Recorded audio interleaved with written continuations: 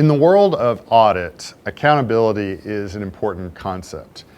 Someone has a responsibility and you have a record in order to confirm that that person was the one who did what they did. And electronically, digitally, we want to have records for what people do on our systems.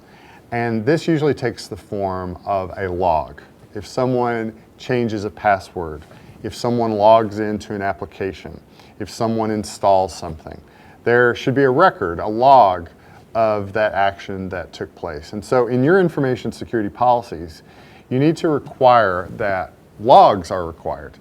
And for your IT people who are responsible for implementing new systems, for your development team who is developing new platforms and new capabilities, they need to understand that this is a policy, this is a requirement that the organization has the ability to log these events.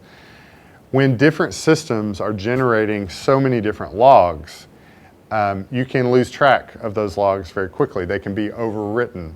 They can take up all the storage on any one particular router or switch or server.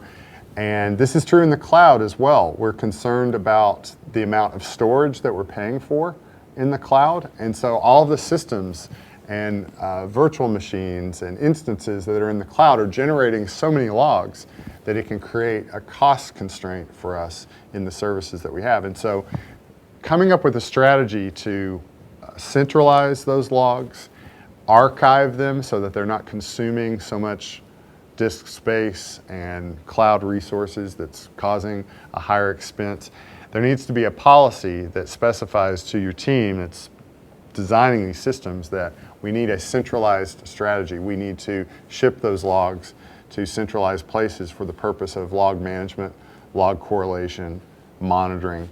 And these things need to be defined in your policies so that your team understands what you expect them to do. Many times in our audits, we go in and we discover that a critical system is not sending its logs to a centralized place.